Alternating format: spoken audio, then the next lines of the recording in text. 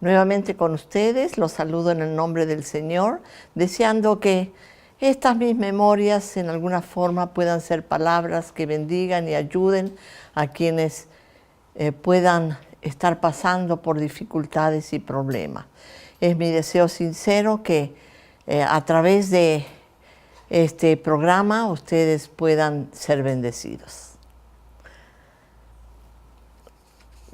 El tema de hoy ha de ser andando a tientas.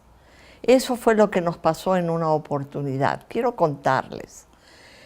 Estábamos saliendo de la costa del Ecuador, de la zona de Manta, por el lado del Pacífico, subiendo hacia la ciudad de Quito.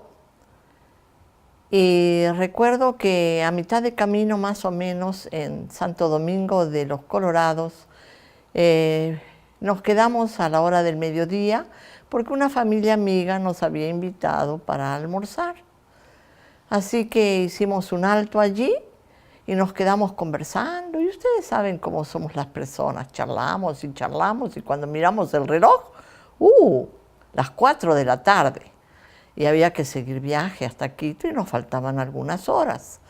Así que empezamos a despedirnos y todo, pero la familia nos dijo, miren, yo les recomendaría que mejor se queden y recién mañana ustedes continúen su viaje.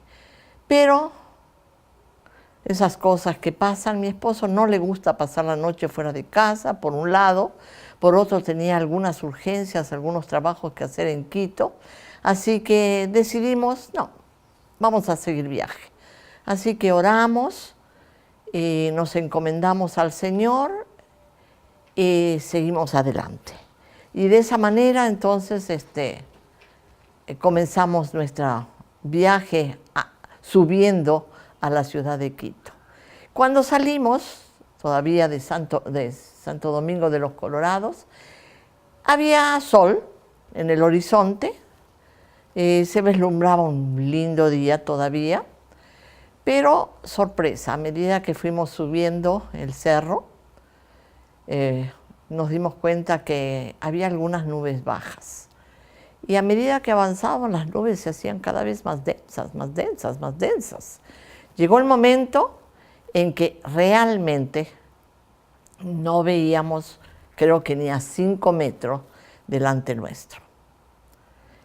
Teníamos la ventaja de que cuando uno sube a la ciudad de Quito desde lo que es la costa, vamos por la orilla de la montaña.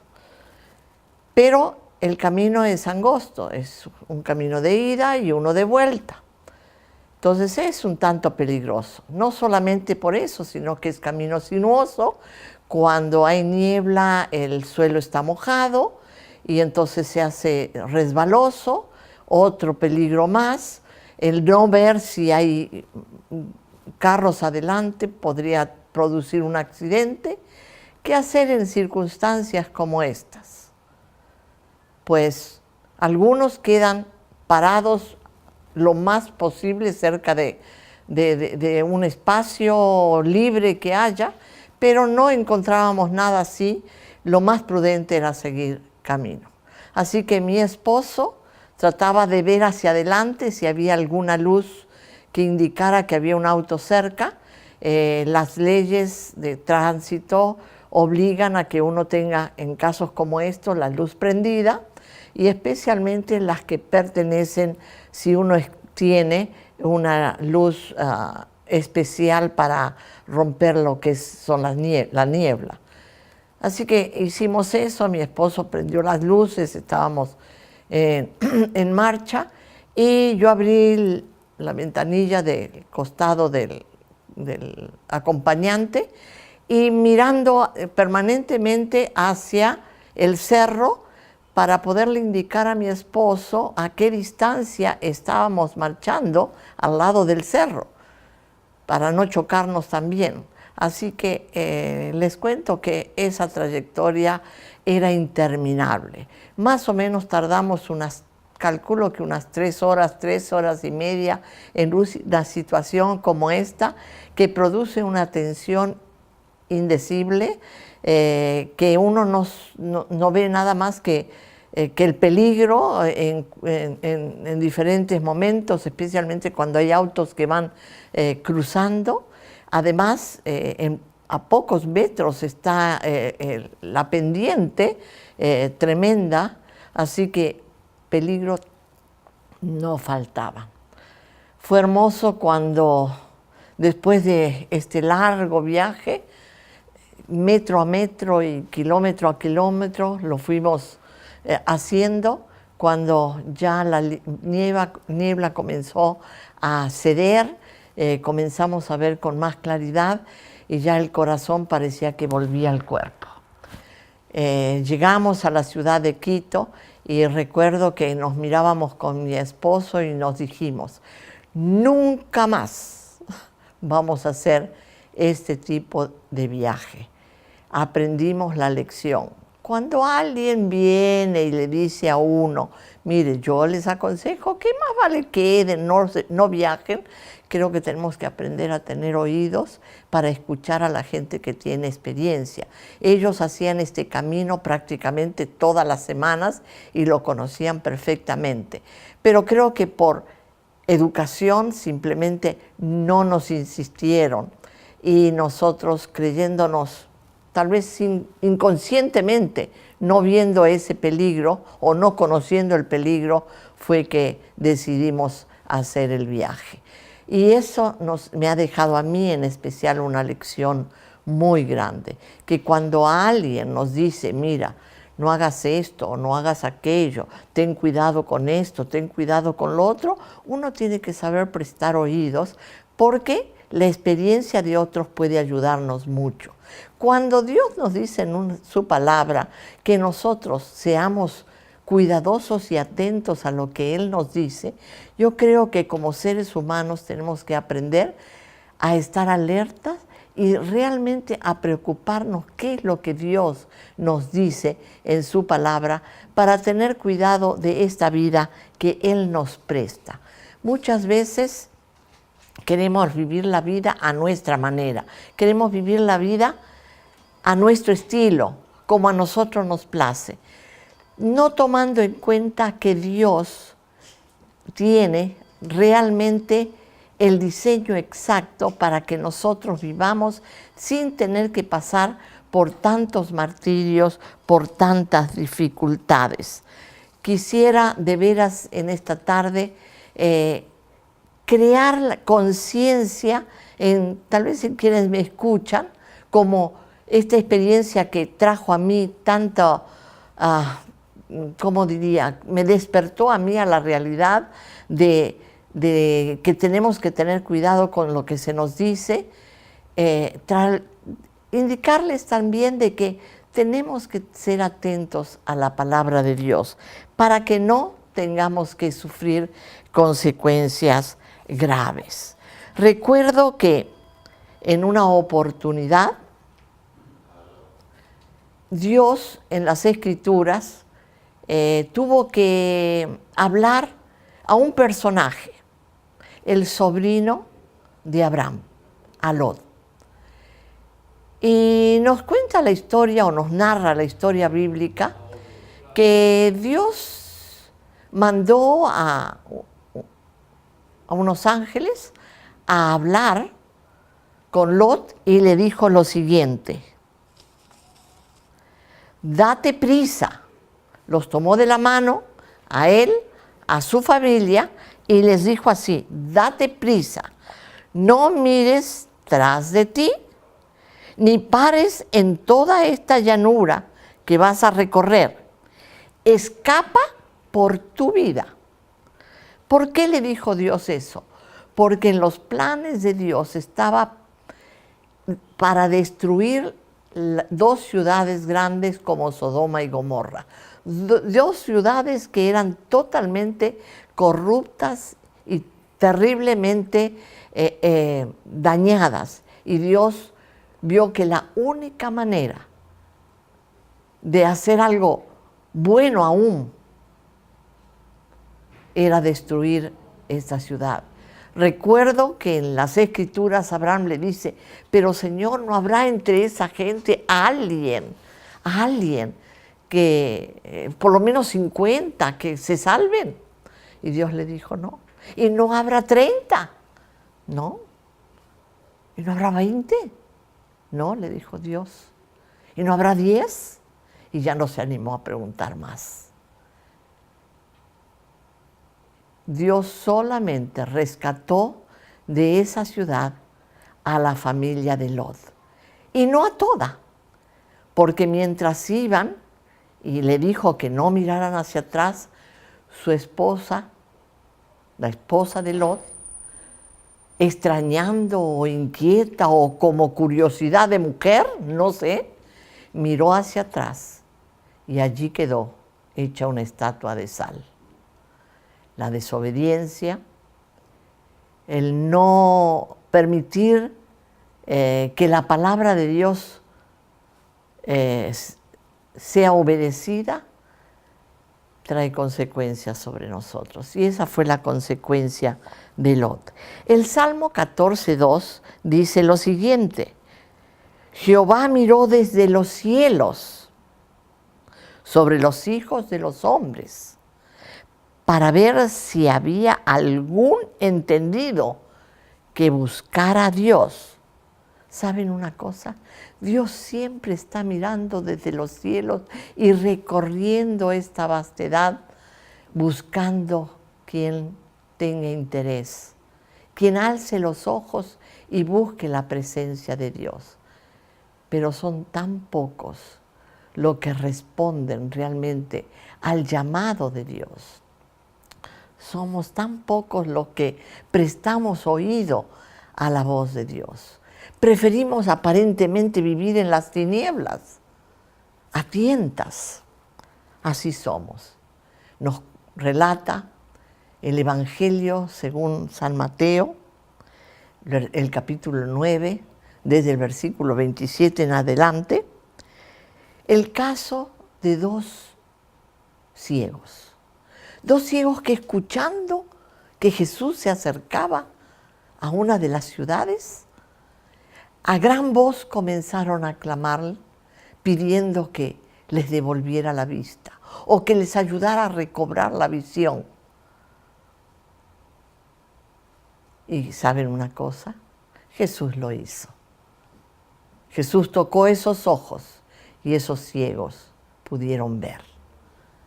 Me imagino lo difícil que debe ser, después de la experiencia que viví en esa trayectoria subiendo a la ciudad de Quito, lo difícil que debe ser la ceguera, la inseguridad que debe dar, el no saber dónde estoy, el no saber qué peligros puedo tener delante mío.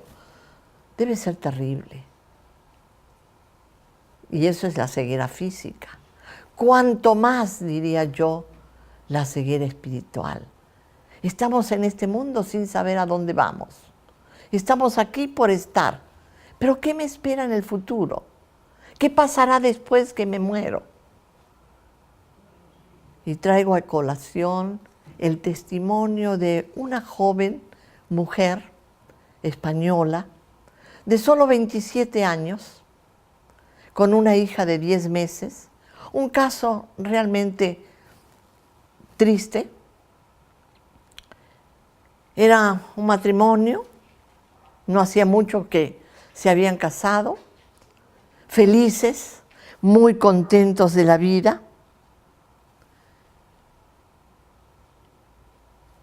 Una noche, como tantas, salió él a trabajar, tomó la carretera para salir y cuando de repente en el camino, en medio de la oscuridad, un grupo de caballos realmente despistados, afectados por las luces que venían en la carretera, sin saber a dónde ir, comenzaron a correr. Y uno de esos caballos vino exactamente a la dirección del auto que él venía manejando y se le incrustó en el parabrisas. Fue una muerte inmediata. Los autos que venían detrás sufrieron algunos percances, pudieron esquivar algunos de estos caballos que habían, ¿de dónde habrían salido? Tal vez de alguna caballeriza, se habrían escapado. La cosa es que estos autos lograron esquivar algunos, hubo algunos heridos y todo, pero ellos dieron testimonio después de la situación de este accidente. Lo más terrible fue cuando la policía tuvo que venir a la casa de esta mujer joven para decirle o para anunciarle la muerte de su esposo. ¿Se imaginan ustedes el shock que debe haber sufrido esta muchacha? Terrible. Nos cuenta en su testimonio que cuando ella oyó las palabras, quería llorar y no le salían las lágrimas. Y se preguntaba, pero si recién salió de casa, recién nos despedimos felices, ¿cómo es posible que algo así haya pasado? ¿Por qué tuvo que suceder esto? Y entró en un estado de shock. Triste caso. Y se preguntaba, ¿cuántas veces, decía ella, cuántas veces yo le preguntaba a mi esposo, ¿qué cosa puede haber después de la muerte? Y él me decía, yo solamente creo en los vivos. Y solamente me preocupo en lo que pueda suceder aquí. Pero ella dice, pero yo no. Yo he tenido siempre inquietudes del más allá, ¿qué puede ser de mí? Y ahora que estoy viviendo esta crisis y este problema, contaba en su testimonio, me hago estas preguntas. ¿Él nos podrá ver? ¿Dónde estará? ¿Qué será de él? ¿Nos podremos ver alguna vez? Cuando mi hija crezca y empiece a preguntar por su papá, ¿qué le diré? ¿Dónde está? Son todas preguntas que nos hacemos cuando no conocemos a Dios. Cuando en nuestra vida no le hemos dado lugar realmente a Dios. Ella dijo con clamor, realmente, créanme, en verdad, necesito ayuda. Ayúdenme, por favor. Cuando vemos tanto sufrimiento y tanto sin razón, y como las tinieblas de este mundo nos mantienen en la oscuridad, desesperanza y soledad, se nos conmueve el corazón. De veras, se nos conmueve el corazón. Estas son vidas a las que las tinieblas de este mundo las deja sin una respuesta. Esta joven quería respuestas a todo lo que estaba viviendo. Solo la palabra de Dios tiene respuestas a preguntas como esta joven hacía. El Salmo 34, 4 al 8 nos dice lo siguiente, y quiero leerlo. Dice así, busqué a Jehová y él me oyó y me libró de todos mis temores. Los que miraron a él fueron alumbrados y sus rostros no fueron avergonzados. Este pobre clamó y lo oyó Dios y lo libró de todas sus angustias. Esta muchachita estaba llena de angustia, sin respuestas, sin preguntas, pero allí está Dios para responderle. El ángel de Jehová acampa, dice, derredor de los que le temen y los defiende. Gustad y ved que es bueno Dios. Bienaventurado el hombre que confía en Él. Dios permita realmente que podamos levantar nuestros ojos al cielo y tomar conciencia que Dios no está tan lejos, tan distanciado como nosotros solemos distanciarlo. Mateo 11:27 dice: venid a mí todos los que estáis trabajados, los que estáis cansados, venid a mí y descansad. Esas son las palabras de Jesús. Qué bueno es cuando el hombre o la mujer necesitada espiritualmente puede sacar los ojos de este sistema, de este mundo que le rodea y que le absorbe, para alzar sus ojos y mirar a aquel de quien viene la vida. Entiendo de veras que solo la gracia de Dios, su amor envolvente, es el que Él puede consolar y dar una salida a estas personas heridas. Qué hermoso es saber que Cristo en la cruz murió por nosotros para poder consolarnos, para poder bendecirnos y para darnos la esperanza de vida eterna sobre todas las cosas y saber a dónde vamos, a la presencia de Dios. Pero tenemos que realmente saber que Él es el camino, la verdad y la vida. Y nadie viene al Padre si no es por Jesucristo.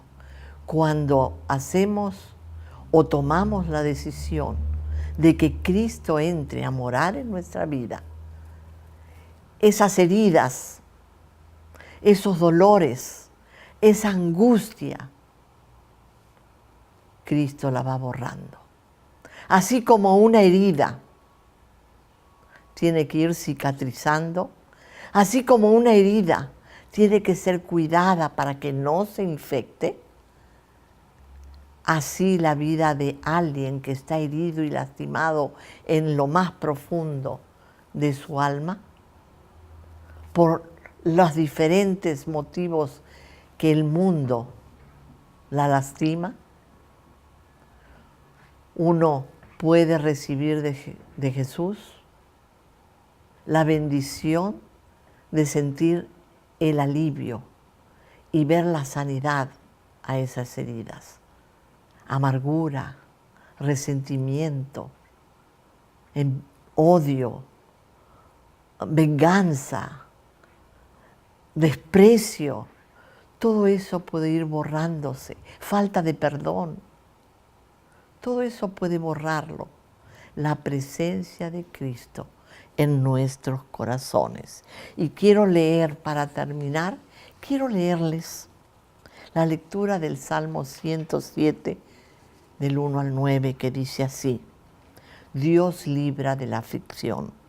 Alabad a Dios porque Él es bueno, porque para siempre es su misericordia.